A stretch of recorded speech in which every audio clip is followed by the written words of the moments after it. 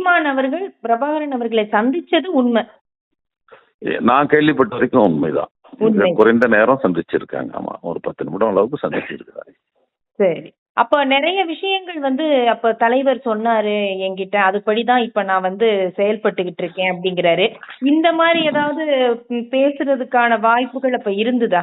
அவரோட 2-3 மாசம் இருந்திருந்தாருன்னா அப்படி பேசி இருந்திருக்கலாம்.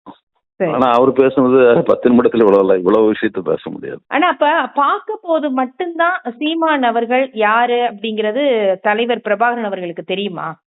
அப்பதான் தெரியுமா? அப்படிதான் இதை பற்றி ஏதாவது கேள்விப்பட்டிருக்கிறாரா?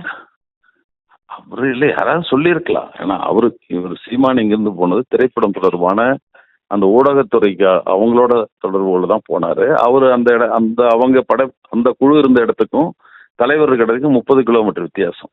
சரி. அப்ப ஏதாவது சொல்லியிருக்கலாம். 20 கிலோமீட்டருக்கு மேல 2 பேருக்கும் உள்ள இடம், 2 இடமும் வேற இடங்கள்ல இருக்கு.